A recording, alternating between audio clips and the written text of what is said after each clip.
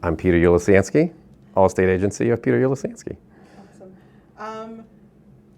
Why did you become an insurance person?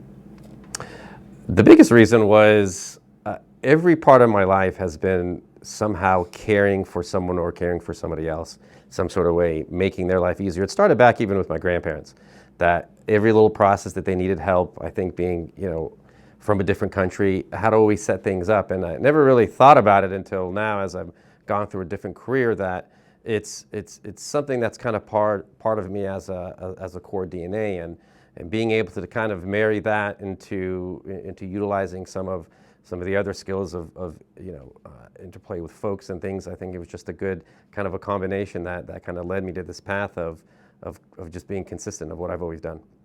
My ideal client is let's say individuals that are first-time buyers of a home, even individuals that might be going into retirement. Maybe there's a different way to restructure how the policy that they've had for a long time. So ideally, it's people that may have not taken the opportunity to see a different way of being able to do something with their current obligation or their current standard, and with a fresh perspective.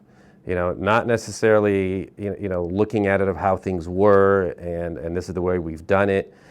With just how the insurance industry has changed, that could use a different and a fresher perspective, because again, the whole point was not to really be it's such an obligation, something that I don't like to do, but be like, hey, I'm here for you, I'm ready to take care of it. There's always a solution for the situation that you have.